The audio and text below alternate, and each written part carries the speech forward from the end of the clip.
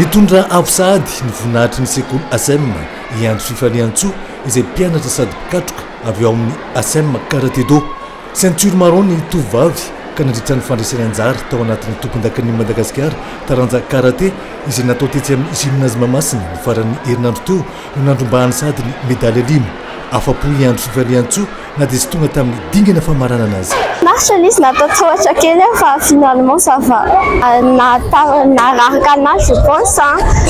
Le tatamini sy somary goka kely dia nefa le mouvement tsy maintsy nila appui be dia latsaka tamin'ile goka kely dia nitoko somary misy marary kely dia voamela izy narary be dia lasa déstabilisé be. Anambitana andrafitra ny ekipa pirenena malagasy ny tenany araka ny fanazavana izay nomeny tompona andraikitra satria ny volana aogositra ho avy izao no hotanterahana ny tompodakan'i Afrika taranja karaté ka tafiditra ao anatin'ireo présélectionné ireo mpikatroka efatra voalohany izay ahitana ny solotenan'ny mpianatry ACEEM. Fandraisany dia mba hidirana ny ekipa pirenena amin'ny akizy amin'ny tena amin'ny akizy kely any pupille fito taona zany ary atany amin'ny senior zany hoe ny efatra voalohany dia tafiditra anaty ekipa nasional zany hoe amin'izao zany efa fantatra fa misy mpianatry ny ACEEM tafiditra ekipa nasional pirenena amin'ny zay présélectionné anao championnat d'Afrique amin'ny volana août ny akizy atao amin'ny UEFA ACEEM.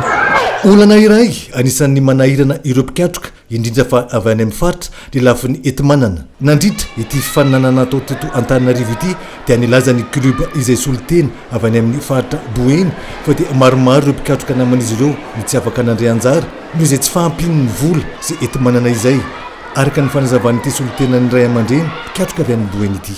Entaentanay zany rehefa misy hoe championnat de Madagascar zany tsy tena ratsy le décentralisation fa ohatranay zany ety manana tena sarotra be mba centralisena eto Antananarivo ny championnat de Madagascar satria enjana hoanay any amin'ny faritra ny mandeha eto any Tiliara ohatra na Dego na Tamatave satria eritreretinao amin'ny frais le cas ohatranay enjakenjana ihany. Isa efapolo ireo club izay tonga nandray anjara tao anatin'ity tompodakan'i Madagasikara taranja karaté ity izay nahitana mpikatroka miisa 900 ka anisan'ny nahazo vokatra tsara tao anatin'izany ny ACEEM Karatedo tamin'ny alalan'ny Andry Fifaliantsoa izay niravaka ny medaly alimo.